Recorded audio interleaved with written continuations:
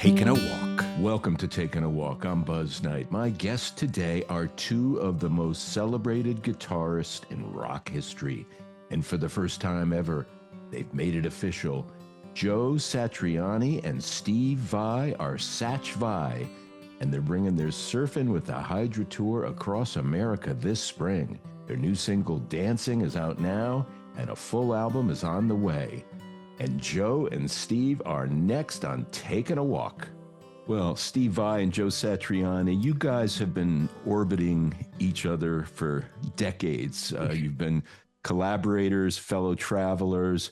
What finally made this the right moment? We hoped as fans this right moment would come some time ago, but what made it the right moment to make SatchVai an actual band?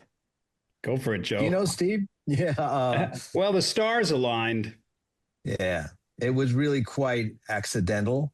Although, I think Steve would confirm we always wanted to do it and we knew it would happen. We just couldn't figure out when. In so many similar ways, we are just driven to pursue our artistic goals. And that's kind of worked against us, opening up this period of exploring doing a record together. But all of a sudden something happened. A little comment from my son Zizi was talking about making a documentary and how cool it would be if the G3 started again, because that's, as a 4-year-old, that's when he started to tour with us, my wife and I, and he kind of grew up around Steve and all the other band members that joined us from 96 and just traveled with us all the time.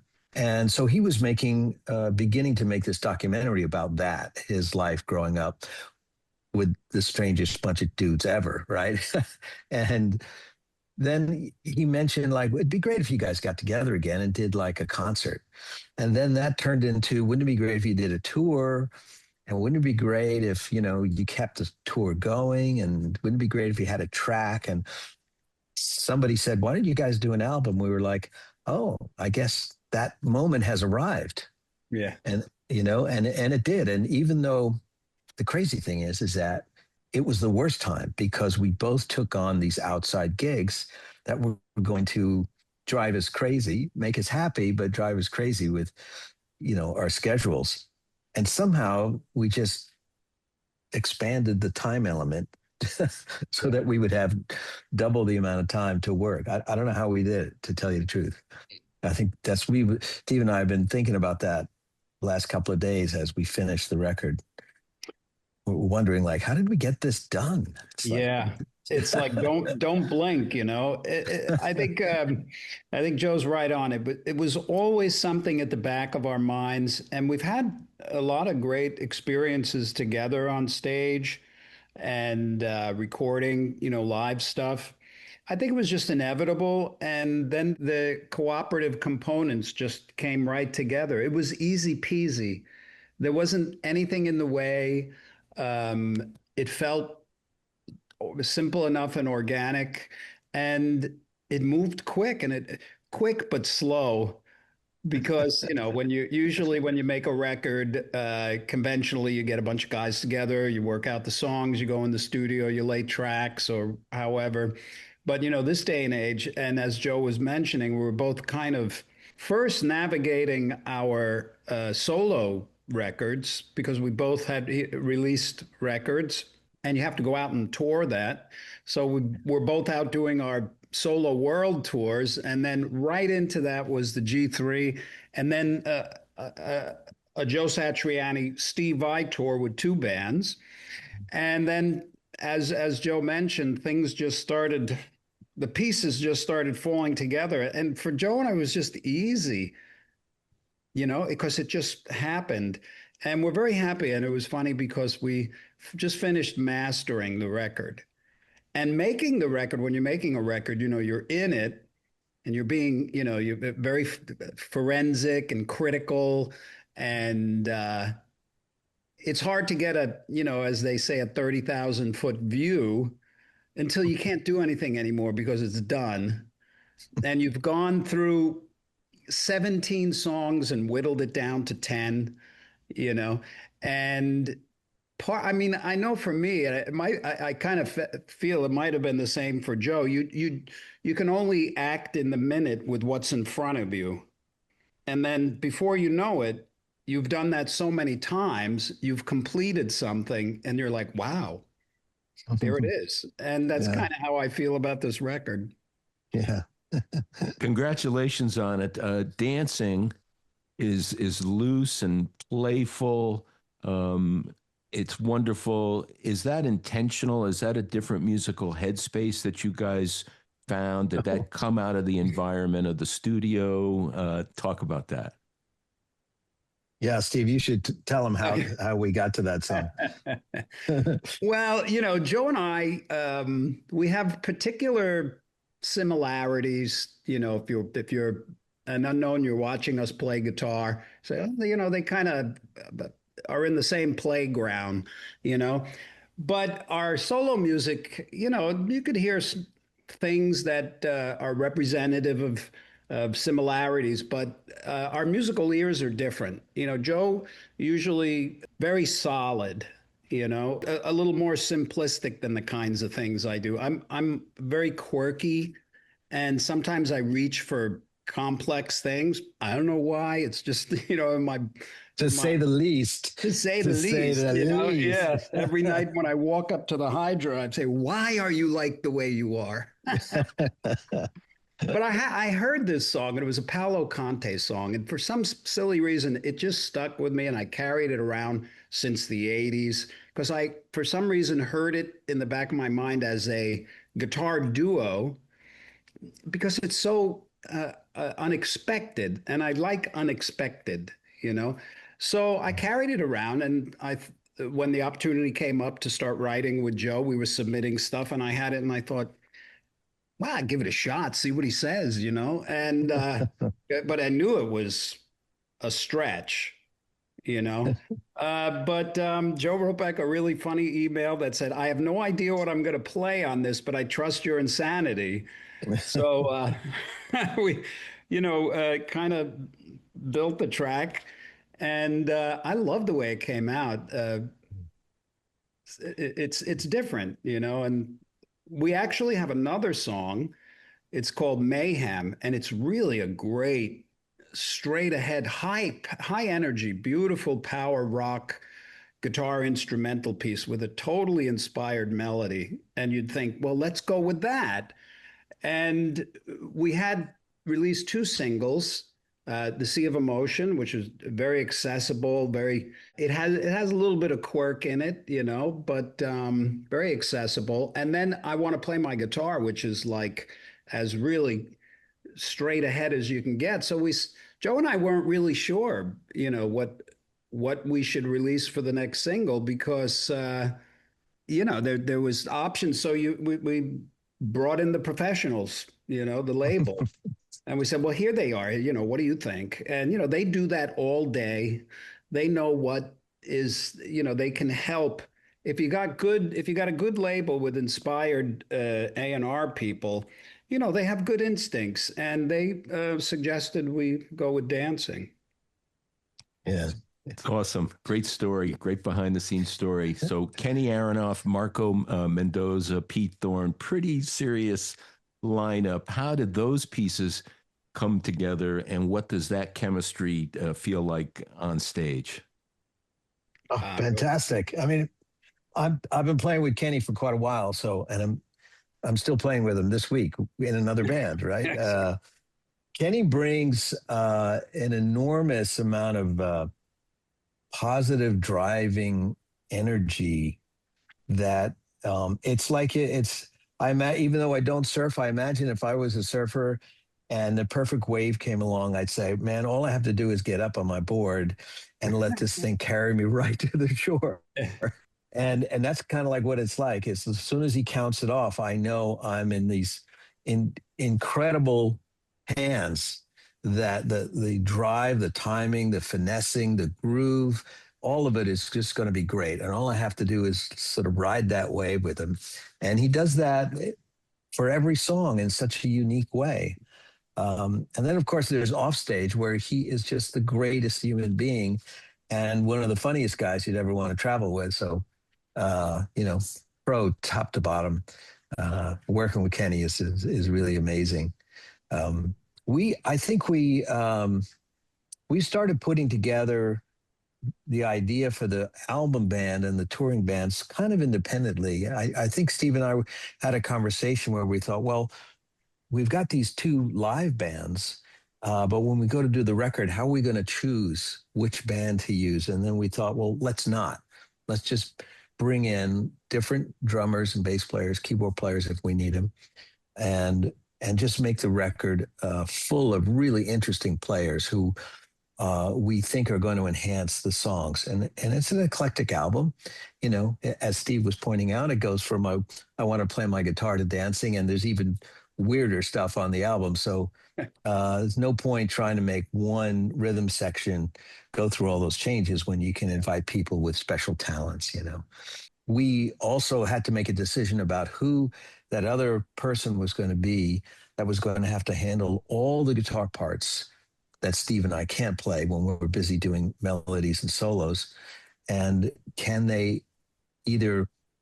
they either keyboard players who play a little guitar or emulate guitar, or are they going to be guitar players who handle all our crazy parts, especially Steve's, and then also simulate keyboard parts? And I don't know why, but we just sort of thought, let's get a guitar player. That'll be more fun. In my mind, he just popped into my head right away. I just thought, I don't know anybody more professional and relaxed to handle something like this. And I'd seen him play all kinds of stuff and never lose that just perfect feel for modern music. And so it just turned out great. And then there was Marco, which actually Marco was recommended to me by Alan Rosen, who owns the Bananas at Large music stores that I hang out in way too much up in Northern California. And then it was one of those recommendations where you go, oh, of course, you know, we need a singing bass player who, you know, who's got a pedigree, who understands how to perform this kind of stuff. And it just so happened he had these other talents that made him perfect for tracks like dancing, which other rock bass players would have been scratching their heads like, what do I do? You know, but he knew exactly what to do because it was part of his wheelhouse, you know. This isn't a setup to a joke, but two guitarists walk into a music store. Their names are Steve Vai and Joe Satriani. Do they walk out with something every time? No, they just walk in and look at all the other guitar players and go, I can do that. I can do that. Or that's interesting. I better steal that. I better steal that. Yeah. I don't know. Do you buy stuff? Do you go occasionally, but not often? I do. I back and forth and back and forth. I have the gear acquisition syndrome, but I also get rid of my gear probably just to the same degree, to the same percentage. But I, you know, full disclosure, I bought a pedal last night online. I don't know why. I'm not even going to be home to test it out for 3 months. But yeah, I thought, I bet if when I get home in 3 months, I plug that in, I'll write a couple of songs, you know. So that's the way my mind thinks. But you recycle stuff too? You take stuff out of rotation and get rid of it? Yeah. And Alan at Bananas, he's really great at that. There's a lot of my stuff that, you know, you have to be sort of, I mean, Steve and I don't want to get rid of anything, but at some point, the people that we live with say, really? Like 6 more guitars, yeah, right. There's 10 more pedals. You really need those stacks of amps. And okay. So you know, it's like triage and you go, okay, I'll get rid of that. And I recently put up for sale a 71 Marshall 100-watt plexi, and it was gut wrenching. You know, I hadn't used it in like 7 years. And the last time I used it, we used it for like a bridge of a song. And it was just like, why am I holding on to this thing when someone really wants it and they want to play it every night? So, yeah, it was sad. I think when I walk away from dropping off gear at Alan's place, there's a little tear in my eye. Like I'll never see that Yeah. again. You go through the So same thing, Steve, that same emotion, that same, oh my God, it's gone. I had to do it. Well, I go through phases, where I don't want anything. I just want space. I don't use any of this stuff. Let's get rid of it. Call reverb, whatever. And then I go through the feeling of I shouldn't get rid of anything because there's always that moment where I'll be looking for a sound or something, and it just happened the other day where I have these old Mutrons. I bought them ages and ages ago, and they're very valuable these days. And they've sat in the closet, and I'd look at them and go, "Oh, I own a Mutron," And then I was like, I got to get rid of all this stuff. I don't want any. I had a big auction and everything, but I didn't get rid of those. And sure enough, I used them on our record. yeah, yeah. Yeah, it's a weird kind of thing because clearing clutter for clarity, that works very nicely. But then there's, the what did I do that for? Yeah, yeah. Yeah, me, I have to worry about my wife saying, you haven't worn that jacket for 15 years. And then I go, all right, get rid of it. I'm going to lose this battle. But that has to be nothing like the intensity of giving away, one of your pieces, if you will, right? Yeah. Well, let me just add, Steve, if you're thinking of getting rid of something, call me first. We'll trade. We'll trade. Stuff. That's cheating. I love that. What was the first moment in terms of a live concert experience that you guys can talk about that had such an imprint on you to this day? Steve, do you recall the first one? Well, yeah. I was a young boy and a huge Led Zeppelin fan. And the idea of, going into the city to see Led Zeppelin at Madison Square Garden was just a fantasy. First of all, it sold out in 1 second.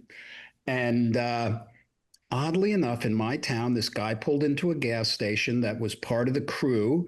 And he said, "Hey, I got these 2 tickets. I don't want them. I don't need them. You want them?" To my friend. And I'm like, "What?" And we went. So that was my first concert was Return to Forever at the Hofstra Playhouse. But the next one was Led Zeppelin. But they both had quite an impact. Oh man, those are great ones. Joe, how about you? Ooh, there was a bunch of concerts I went to. It's a small amount. I mean, it's funny. Steve mentions Zeppelin at the Garden. Crazy concert. It was packed, and the stage collapsed at the end. The front of the stage.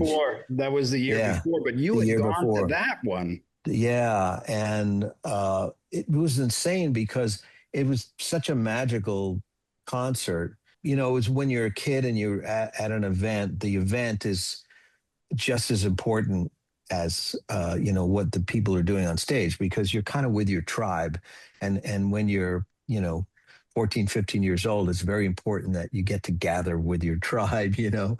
And so the whole experience was just mesmerizing. And then, because of all the people trying to climb on the stage, the front of the stage just goes, and this big V starts to open up, pointing towards the audience. And the PA columns, the voice of the theater, side fills start to fall in, and it's just sort of craziness going on. And then hearing Robert Plant scream shit in that high-pitched voice, we never forgot that. We just thought that was the funniest thing, And the band all backed up. They left the stage and they turned all the lights on, which was really weird. I don't think we'd ever, it's sort of like you wake up from a dream, and all of a sudden you realize, wow, we're just a bunch of crazy kids at Madison Square Garden. It looks more like you've gone to see a hockey game or something, with all the lights on. And they secured the stage, and then the band came back out and they played Thank You with all the lights on. And that was amazing because we got to see what they really look like without all the magic. It was just these young guys from the magical kingdom of England who who had blessed us with their presence. And it was yeah, I never forgot that. And the as we were leaving, we got the idea that we should get a souvenir. And we went up to the stage and we started seeing if we could pull a piece of wood, the plywood stuff. And a New York City cop came up with his club and he went, "Let me do that for you." And he yanked a big piece for me and I got to take it home. Oh my God. I remember seeing it. You showed it to me. Yeah. I don't know what happened to it. Somehow, through adolescence, I don't know, maybe my parents said, "Why are you keeping this piece of wood?" Wood. Amazing stories. My God. Yeah. You're going to be blending new SatchVai material with catalog classics and covers. How do you curate a set list that honors both your histories without it feeling, like it's some greatest hits package? It's hard. Well, in some sense, it is a greatest hits package because the show's diverse and very integrated in that there's times when Joe and I are actually playing our songs that we wrote together, and that's very integrated, that it's not like just jamming. And then there's spots where I'll come out and play a couple of my songs, and then Joe will come out and we'll merge something together, and then he'll take over, sort of like tag team. So there's quite a lot of stage movement and diversity, and putting a set list together for that, it kind of tells you what it should be. And when you're picking your songs, I have there's a couple of, most artists have a couple of songs that their fans know the best, that they're probably going to want to hear, and at least one song that if you don't play, you're going to get in real trouble by the fans, So you kind of, and I guess you would say those are quasi greatest hits. So I like to pull some of those, but also leave a little room for a little indulgence or something from a new record. So I chose 2 or 3 songs from my new record. And then we have our songs that we play together. So it really kind of works out itself. And then we always feel that at the end, it should be a big shebang, with jamming and something classic that people just, they don't have to think about. They just know, and they just immediately feel good when they hear it. Joe, the dancing video was directed by your son ZZ. That experience, having him involved, obviously he's been part of the road with you for so long, so that must have been a fun full circle moment. Yeah, we've done a lot of together. I mean, we started, I'd say, when he was about 10 or so, when he was really getting serious about making skateboard films. And we'd be on tour, South America, Europe, Asia, and he'd be working on a move for 2 hours and he'd be telling me, "Hold a camera like this, Dad, and this is how you make sure you go like this." So I got used to taking direction from my son, decades ago. We did a documentary together, Beyond the Supernova, and he's done a lot of music videos for us. And so this is the third one he's done for us. As a matter of fact, the second one he did the day before, he did the thank you video for Sammy Hagar and the rest of us. So it's really great to work with him because he knows exactly what he wants, but he can improvise and think on his feet as well. So the environment's fun. It's high energy, and all you have to do is just do what he says. And that's what I learned back when he was a little kid, is just do what he says, and it turns out great. And don't think about, vanity or anything like that, because he's got the vision of the end result in his mind, and it's crystal clear. And it's better just to let him go with it. And so we had a great time. And especially in the dancing video, Steve and I got to watch a whole day of these incredible dancers from every walk of life use their bodies in ways that we're never going to be able to do. And it was just fascinating to see them one after another, just like respond to the music with bodily movement in such a different style. And it was, it was really great that that happened. And of course, the following day, we shot the beginning with Brendan, which was hysterical, and I'm no actor. So it was really hard for me to keep a straight face and not just burst out laughing every time Brendan would improvise something hilarious. We had a great time. For two guys who are so committed to your craft, is there still things that you want to learn about the guitar and how to play it and how to get more out of it? Mm-hmm. Oh, yeah. Well, I don't think that ever ends for anybody that's truly interested in something. And, I think when Joe and I started, we were very naive in the sense that we didn't know how hard life, is supposed to be. And we just very innocently just did what we loved. And when a person does that, I think it's rare that the gas runs out. So I know for me, especially these days, when the development of guitar technique from the underground players is just really off the charts, I could watch them, and although I can't do what they do, I can be inspired by them. And as I know for me, like an athlete, an elite athlete, there's a window of your peak bodily functioning. And I think it's the same for virtuoso type musicians. Although for regular musicians that are songwriters, just players, solo here and there, there can be a longevity in the playing with the virtuoso.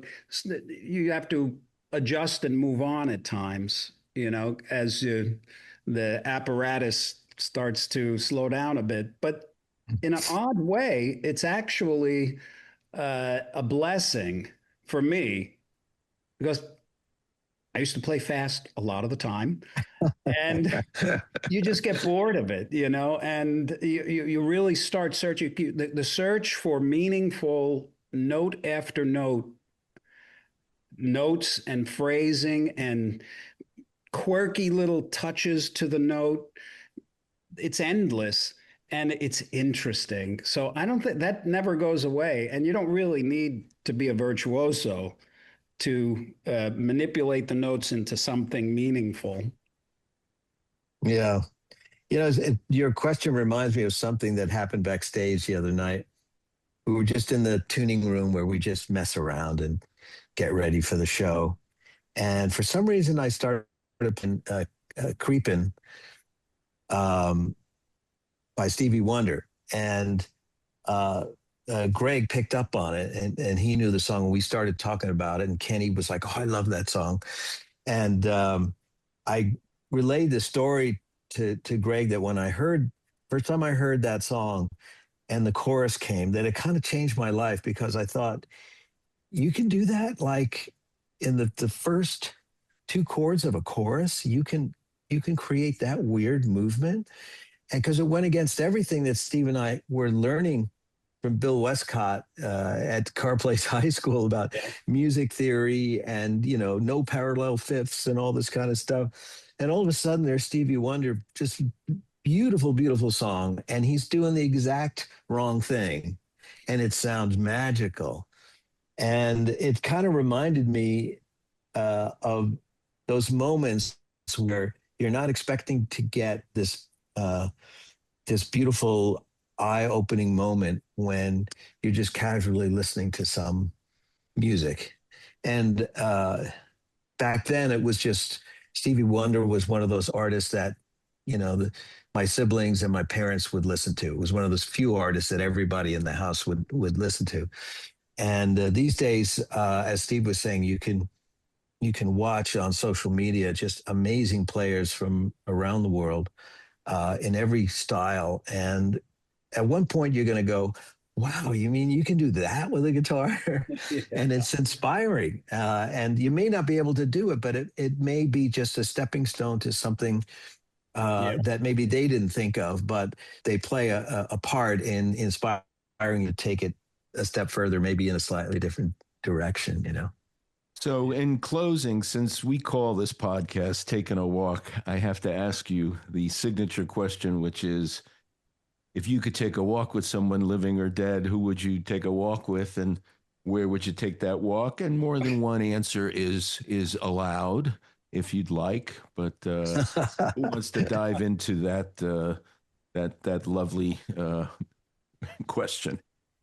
I think I'll do that. I mean, I think this is kind of bizarre, but I was just thinking it would be great. You could walk with Stephen Hawking's, and he could walk, which would just be a joy to see him free of his bodily problems, and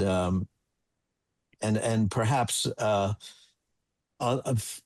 the surface of the moon, where we can somehow breathe and not float away, and just talk about, as we look back at the planet Earth, we could talk about what it's all about. Oh, that's great. Oh, it is. Well, there's been a lot of talk of what Jesus Christ used to say. So I would be interested in actually hearing what he actually said. So Get the straight scoop. Yeah, that'd be very, very interesting, So, yeah, I'd love to have a little walk with Jesus. And who knows, maybe I will someday. Know anything. What an incredible honor to talk to you two. Lessons in inspiration and creativity and in collaboration and the joy of music. SatchVai, Hitting the Road, the new album coming out later in 2026. It's an honor having you guys on, and thank you for being on Taking a Walk. Right on. Thanks, Buzz. Yeah, thank you. Thank you, guys. Appreciate you greatly. Okay. Cheers. Okay. I'll see you later, next Joe. week, Steve. Okay. All right. Bye-bye. Thank you.